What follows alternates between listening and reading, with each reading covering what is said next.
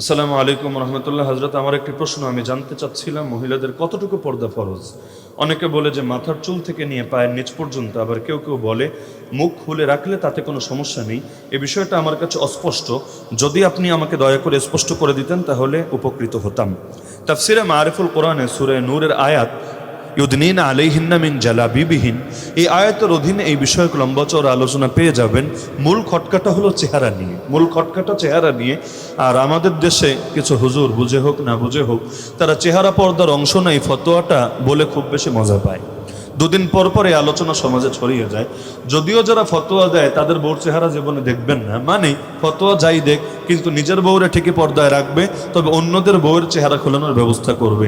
এমনি তো ফিতনার জামানা, মহিলারা অনেকে হয়ে আছে না চুন্না বুড়ি, তার উপর যদি পরে ঢোলের বাড়ি, এমনি পর্দায় রাখা যায় না। আর যদি ফতোয়া পেয়ে যায় যে চেহারা মোবারক পর্দার অংশ না, আর লাগে কি? আচ্ছা, আমার একটা কথা বলেন, ওই কোরআন এবং হাদিসের লম্বা দলিলের আলোচনায় না গেলাম, আমাকে শুধু দুইটা প্রশ্নের জবাব দেন। এক নম্বর প্রশ্ন, চেহারা মোবারককে যদি খোলা রাখা যায়, যে চেহারা হলো সৌন্দর্যের আধার, সৌন্দর্যের মূল পাত্র, এবং চেহারা তো শুধু নর্মাল ভাবে খোলা রাখে তা না, সাজুগুজু তো থাকেই। এমনকি লিপস্টিক বলেন, চেহারার মধ্যে ময়দা সুন্দরী, আটা সুন্দরী হওয়ার জন্য যা কিছু লাগে, ভ্রু প্লাক, দাঁত সাইজ করা, এগুলো তো থাকেই। আচ্ছা, আমার এটা বোঝান যে যদি চেহারাই খোলা রাখা যায় তাহলে হাত ঢাকার কি ফজিলত আছে, চুল ঢাকার কি ফজিলত আছে, পা ঢাকার কি ফজিলত আছে?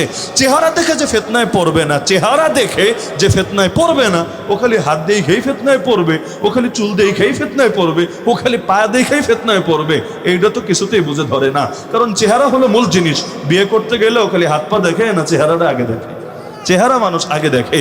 তো যদি বলে না চেহারায় কোনো ফিতনা নাই, তা হাতে, পায়ে, চুলে, শরীরের অধিকাংশ জায়গায় বলবেন ফিতনা নাই, তখন দুদিন পর ফতোয়া হাজির করবে। ওই বড় বড় জিনিসগুলো বাদে বাকি সবই খোলা রাখা যাবে, কোনো সমস্যা না।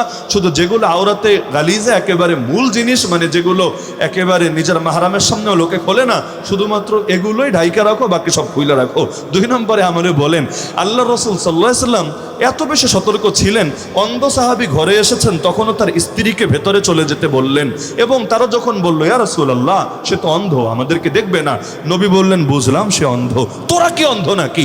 আফা আমিয়াওয়ানি আনতুমা আলাস্তুমা তুবসিরানিহি, তোরা কি দেখতে পাচ্ছিস না? আচ্ছা, রাসূলের স্ত্রী মুমিনের মা, মুমিনের মা, তো মুমিনের মা দেখবে তার সন্তানকে, এতে পর্যন্ত রাসূল নিষেধ করে দিচ্ছে, অথচ রাসূলের কোনো স্ত্রীকে কোনো উম্মত বিয়ে করতে পারে না, হারাম। রাসূলের স্ত্রী রাসূলের জন্য খাস, রাসূলের ওফাতের পরও কেউ বিয়ে করতে পারবে না। তারা দুনিয়াতে রাসূলের স্ত্রী, আখিরাতে রাসূলের স্ত্রী।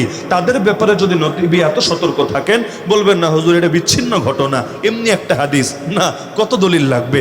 আল্লাহ রাসূল গাড়িতে চড়েছেন, এই যুগের গাড়ি না, ওই ঘোড়ার গাড়ি, গরুর গাড়ি। এখন গাড়ি যিনি চালাচ্ছেন তার নাম সাহাবী আনজাসা রাদিয়াল্লাহু আনহু। কি নাম? আনজাসা রাদিয়াল্লাহু আনহু। তিনি গাড়িও চালাচ্ছেন, গুনগুন করে গজলও গাচ্ছেন, কারণ কষ্টের কাজ করার সময় একটু গুনগুন করে গাইলে শরীরটা হালকা লাগে, কাজটা সহজ হয়। গুনগুন করে গাচ্ছেন, রাসূল পেছন থেকে ধমক দিয়ে থামিয়ে দিলেন, রুয়াইদাকা ইয়া আনজাসা রিফকাম বিল কাওয়ারির লা তাকসিরিল কাওয়ারির। আনজাসা, চুপ করো, কাঁচ ভেঙে ফেলো না, কাচের প্রতি নম্রতা প্রদর্শন করো। বলবেন কাঁচ আসলো কোত্থেকে? আরে কাঁচ মানি নারীর অন্তরকে রাসূল উদাহরণ দিয়েছেন কাচের সাথে। নারী অন্তর নরম না শক্ত? অনেক নরম। তো তুমি গান গেও না, না হলে তার অন্তরে ওয়াসওয়াসা ঢুকলেও ঢুকতে পারে। তা আল্লাহর রাসূল যদি নিজের স্ত্রী, যে যার চাইতে পবিত্র নারী গোটা বাংলাদেশ কেন গোটা দুনিয়া মিলিয়েও কারো মধ্যে খুঁজে পাবেন না, যারা মুমিনদের মা, তাদের ব্যাপারে খালি কণ্ঠ শুনতে এত সতর্ক থাকে, তাহলে বাকিটার ব্যাপারে আপনি কি বলবেন? এমনকি সূরা নূর খুললে দেখবেন আল্লাহ বলে দিয়েছেন, মুমিন পুরুষদেরকে বলেন যেন দৃষ্টি নত রাখে এবং লজ্জাস্থানকে হেফাজত করে। মুমিন নারীদেরকে বলেন দৃষ্টি যাতে নত রাখে, লজ্জাস্থানকে যাতে হেফাজত করে। তাহলে দৃষ্টি নত রাখবে কিসের থেকে? আরে দৃষ্টি যদি নত রাখাই কোরআনের আদেশ হয়ে থাকে, তার মানে কি? যাতে করে নারীর দিকে নজর নাই যায়। আর সেখানে আপনি এমন এক সমাজ যেখানে অধিকাংশ ছেলেকে নিয়ন্ত্রণ করা যায় না, তাদের সামনে চেহারা খোলা রাখার ফজিলত বয়ান করে দিবেন, বাকি পরিণতি কি হবে এটাও তো আপনাকে ভাবতে হবে। হ্যাঁ, আমি দায়িত্ববোধের সাথে বলছি, ওই সমাজে নারী চেহারা খুলেও চলতে পারবে যেই সমাজের প্রতিটা পুরুষ এই আয়াতের উপর আমল করবে। মানে বুঝতে পারছেন? একেবারে চেহারা খুলে বের হলো, ভুলেও তাকাবে না, চোখের কোনাও যাবে না, বখাটে তো নাই সমাজে। এরকম যদি কোনো সমাজ কোনোদিন গড়তে পারেন, চলুক না। যেমন কিয়ামতের দিন সবাই ল্যাংটা থাকবে। এই হাদিস যখন নবী শুনলেন, আম্মাজান অবাক, আয়েশা রাদিয়াল্লাহু আনহা বলছেন, ইয়া রাসূলুল্লাহ কি বলেন? তাহলে ছেলেরা মেয়েদেরটা দেখে ফেলবে, মেয়েরা ছেলেদেরটা দেখে ফেলবে। রাসূল বললেন, না রে আয়েশা, পরিস্থিতি এতটা ভয়ঙ্কর হবে, মানুষ তো নিজের কথাই ভুলে যাবে, অন্যের কথা পরে ইয়া নাফসি ইয়া নাফসি ইয়া নাফসি করতে থাকবে। তাহলে ওই রকম সমাজ যদি গড়তে পারেন, তখন বয়ান দিতে আইসেন যেই সমাজে 9 বছরের মেয়েও ধর্ষিতা হয়। 2-3 দিন আগের কথা, র্যাব সদস্য পর্যন্ত এটার বর্ণনা দিতে গিয়ে চোখের পানি ধরে রাখতে পারেনি, কেঁদে ফেলেছে। রাখেন 9 বছর, 90 বছরের বুড়িও বাংলাদেশে ধর্ষিতা হয়েছে, 3 বছরের মেয়েও বাংলাদেশে ধর্ষিতা হয়েছে। ব্লেড দিয়ে লজ্জাস্থান কেটে পর্যন্ত তার সাথে ধর্ষণের কাজ করেছে। এমনকি এমন এক দেশে থাকি, পত্রিকা এগুলো দেখা লাগে, ভাইয়ের হাতে বোন ধর্ষিতা, বাবার হাতে মেয়ে ধর্ষিতা, আরে আপন জনের হাতে, মামা চাচার হাতে মেয়ে ধর্ষিতা। তো যেই সমাজ এতটা নিকৃষ্ট হয়ে গিয়েছে, ওই সমাজে তো সতর্কতা আগের চাইতে বেশি ধারণ করার প্রয়োজন পড়েছে। যেখানে মসজিদে নামাজ পড়ার চাইতে নারীদের জন্য আমরা বলি ঘরে নামাজ পড়ো, এতেই সওয়াব বেশি পাবা। এবং সবাই একমত মসজিদে এসে যদি, মসজিদে যেখানে আলাদা স্পেস আছে, মনে করেন কোনো জরুরতে এসেছে, ওখানে নামাজ পড়ার চাইতে নারী যদি তার ঘরে নামাজ পড়ে, সব কম হবে না বেশি হবে? অবশ্যই বেশি হবে, কারণ নারীর জন্য পর্দা সবচাইতে গুরুত্বপূর্ণ। যদি তার অন্য কাজ করতে গেলে পর্দা খুয়ানো লাগে, ওই কাজ বাদ দিবে। অনেকে এসে পরামর্শ চায়, হুজুর আমার বোন মেডিকেলে পড়বে, কিন্তু মেডিকেলে পড়তে গেলে অনেক ক্ষেত্রে পর্দা তার লঙ্ঘন করা লাগে। কোন কোন ক্ষেত্রে লাগে এটা জেনারেল লাইনের স্টুডেন্ট যারা আছেন সকলে জানা আছে। অনেক ক্ষেত্রে দেখা যায় নাইট ডিউটি পড়েছে, সারা রাত তাকে ইন্টার্নি করার জন্য কাটিয়ে দিতে হবে, একজন ছেলে থাকবে একজন মেয়ে থাকবে, এভাবেই ডিউটি পালন করতে হবে। তো জিজ্ঞাসা করে কি করব, ডাক্তারেরও তো দরকার আছে। ডাক্তার যদি মেয়েদের মধ্যে না হয়, তাহলে আপনারা বিপদে পড়লে, আপনাদের ফ্যামিলির নারীরা বিপদে পড়লেই কে তার সাহায্যে এগিয়ে আসবে? আমি এক বাক্যে বলি, মহিলা ডাক্তারের অভাব নাই সমাজে, অভাব পড়বেও না। কারণ সব মহিলারা যে পাক্কা দিনদার বিষয়টা এমন না।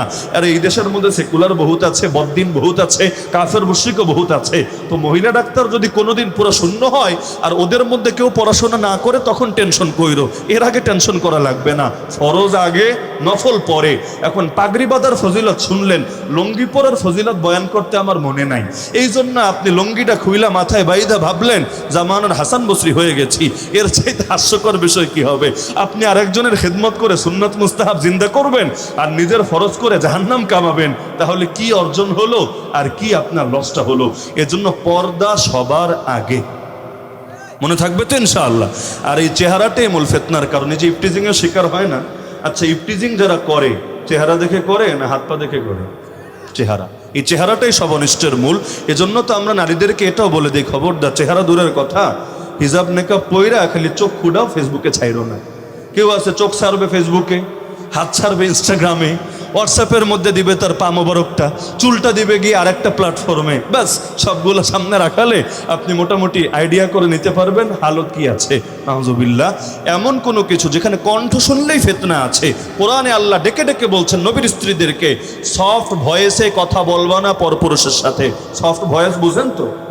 নারীদের কণ্ঠ তো এমনি কোমল, সফট ভয়েসে পরপুরুষের সাথে কথা বলবা না, তাহলে কি হবে? ফায়াতমা আল্লাযী ফি কলবিহি মারাদ, যাদের অন্তরে শাহওয়াত আছে ওদের ভেতরে গুনাহের খেয়াল চলে আসবে। তো নবীর স্ত্রীদের জন্য সফট ভয়েসে কথা বলেই যদি নিষেধ থাকে, সেখানে চেহারা দেখানোর বিধান কি হবে? আচ্ছা, দেবরকে মরণ, এটা বলারই বা কি অর্থ? দেবরের থেকে যদি নিজের আড়াল রাখা লাগে, সেখানে চিনি না জানি না একজনের সামনে চেহারা খুলে দেব, সে কোন নজরে তাকাবে এটাও তো আপনি জানেন না। আপনার এই চেহারা দেখে কত খারাপ ফিল নিচ্ছে এবং কত খারাপ চিন্তা ভাবনা করছে, এটাও তো আপনি কল্পনা করতে পারেন না। সুতরাং ফতোয়া খালি শিখলেই হয় না, কোন প্রেক্ষাপটে কি বলতে হয় কমন সেন্সও থাকা লাগে। তো শুধু ইখতিলাফের অজুহাত দিয়েন না, হুজুর অমুক অমুক কিতাবে তো এই বিষয়ে ইখতিলাফ আছে, না রে পাগলা, এটা শর্ত বর্ণনা করা আছে। যে কয়েকজন হাতে গোনা ব্যক্তি, যে কয়েকজন হাতে গোনা আলেম পূর্ব যুগেও বলেছে যে নারীদের চেহারা পর্দার অংশ না, তারা অনেকগুলো শর্ত লাগিয়েছে। 1 নম্বর লাগিয়েছে যদি ফিতনার আশঙ্কা না থাকে।